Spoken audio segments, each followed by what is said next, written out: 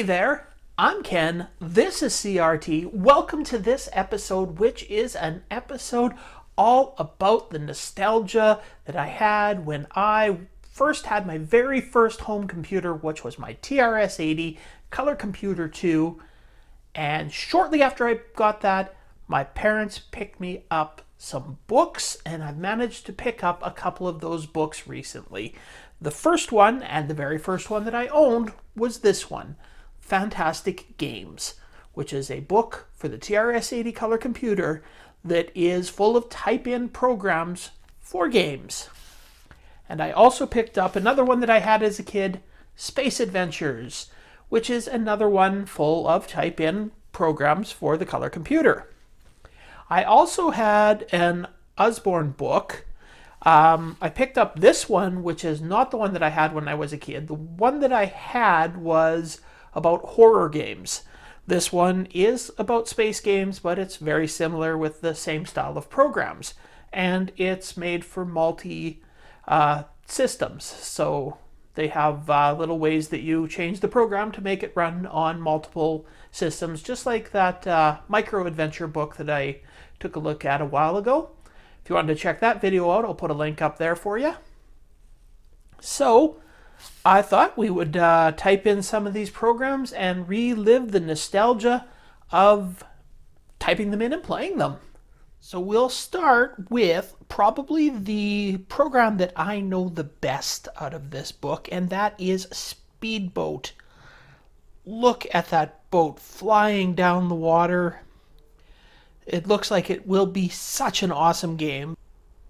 One of the great things about this book is that it also lists the variables used in the program and what each of those variables are for. So while you're typing in, you can kind of follow along and see what code is used for each variable, and then when you run the program, you can see what it does.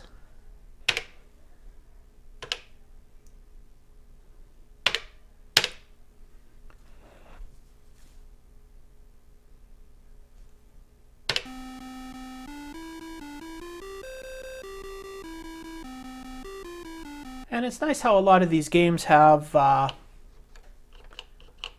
little bit of music in them. So this is Speedboat.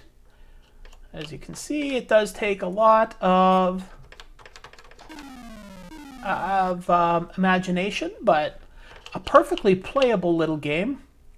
Now, interestingly enough, when I was a kid, I actually tinkered around with this program a lot. So I made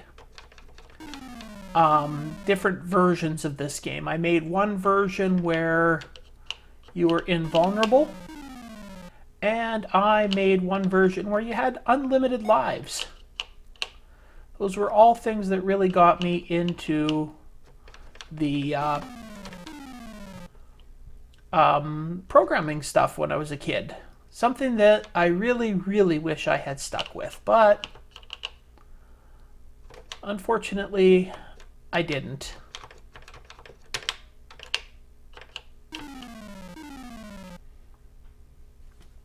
And that is Speedboat, a very playable little game. And here is another game that absolutely fascinated me as a kid. It was Haze Maze. And this was another 2-page program, but it seemed like it did so much more. Here we have Maze. So there are instructions.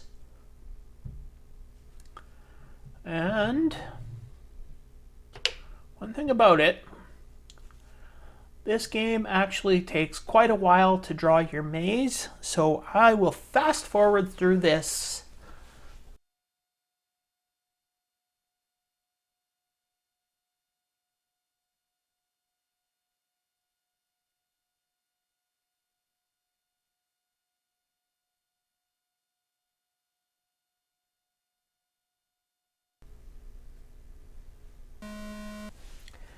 And we've started playing. As you can see on the little dot up there. Now this game really spurred my imagination along. I thought like this would be an amazing game to maybe turn into a little dungeon crawler game, randomly place monsters in there that you have to fight. And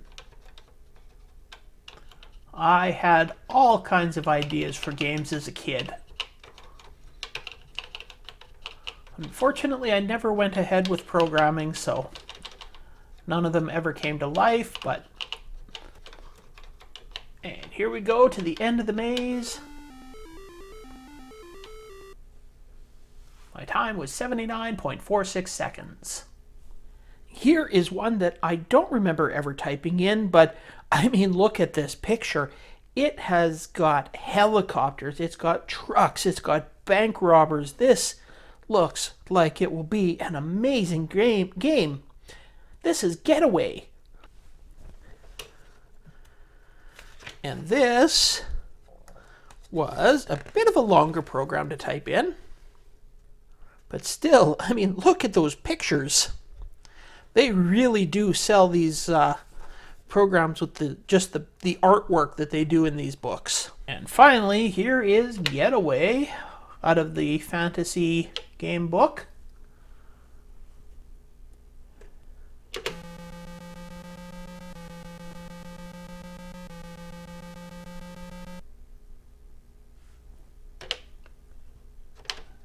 Here's the little truck at the bottom that has to catch the money. And when the police come, you've basically got to guess the proper letter. And I got a C, so I escaped. And you only get to get caught. You get caught by the police 3 times and your game is over. So in actuality, since it's random when the police come, this game can actually last for a very, very long time, but a completely playable and quite fun little game to play. And here we are into the Space Adventures book. This one is called Red Alert. You have penetrated the enemy's planet refueling station. You must pilot your spacecraft through the cavern that houses the fuel dump. The terrain is rough and changes radically. Be very careful. The survival of your planet depends on you. Use the arrow keys to move your ship left, right, up, and down. The greater and lesser than signs fire left and right, and the spacebar fires down. Try not to hit the walls, as that costs points. Good hunting.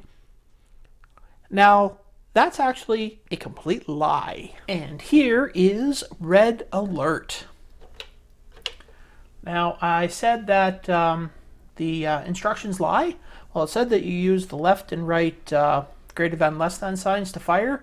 Well, in the instructions here, it says you use the asterisk to fire to the left, and there is no way to fire to the right. Now, it also said that it's an ever-changing cavern. Well, it never changes. This is it. This is the whole game. It just has the @ signs on the right and the other things on the left. You would think they would randomly place them out into the middle so that there was some challenge to it, but there's not. And unlike the game Speedboat, where the screen would get narrower and narrower as you scored more points, this never changes. It goes on forever no matter how many points you score. So I don't think this game works exactly like it's supposed to. Now we're going to look at the game Protector. I mean, how could I not try and type this one in? Because look at it. I mean, it looks like you're flying a jet plane in space. This looks like it would be awesome. And here is Protector. Sounds like you're going to have a lot of fun. You're above Neptune fighting swarms of aliens. Enter for keyboard. Well, unfortunately, it looks really nice. Half the time when you shoot the aliens, nothing happens. They just... You hit them every now and then they'll disappear and a new one will come onto the screen. They don't kill you when they hit you. You just shoot them and shoot them and shoot them, and nothing happens. You get points for it, but it's kind of pointless if they don't explode. So I don't think this game works quite exactly how it's supposed to either, because you never die and you never destroy the bad guys' ships. So, and now we will look at the program for Death Valley from the Usborne book. And here is the program listing for it. Again, because this is a general text-based game, it's quite a bit shorter than the ones in the other books. And here is Death Valley. So let's start it out at a width of 10. And as you can see, it is just a little flyer game.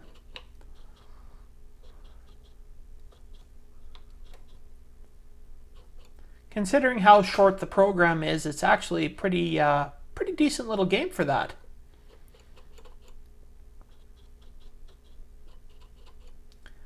I mean, it's pure character driven,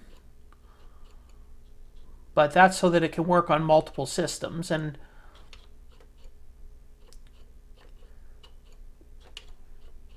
yeah, perfectly playable little game that actually you could make into more, rather than the game ending after flying for a little while like that.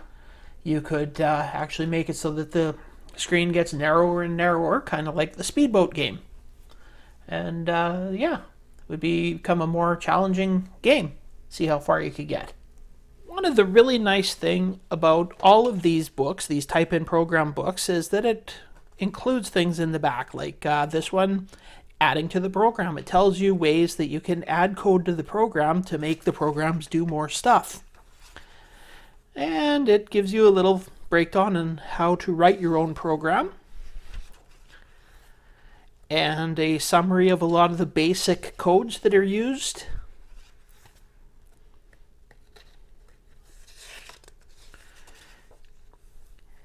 It even gives you an ASCII2 chart and screen sizes, conversion chart for how to convert the different basic commands to each different types of computer, and answers to all of the little puzzles that the game gives you. Also, the TRS-80 books also do much the same thing, not quite as in-depth, but it does give a little breakdown of how to design your own game. There we go. That is a look at some of the programs that come in these books. They are, some of them, really fun little games to play. Some of them are games that I'm pretty sure are not working as they're intended to. And other ones are actually the beginnings of what could be some interesting little games. Add a little bit to them and they could become pretty neat games. Anyways, yeah, I hope you enjoyed joining me on this little trip of nostalgia, taking a look at these type-in programs. If you did, you know what you can do with the liking, subscribing, and or commenting below, because anything and everything you do is always greatly appreciated. But I am going to go back and I am going to look at some more of these programs, maybe try some of these Usborne book programs out on my other computers to see how they're different. Anyways, I will see you next time.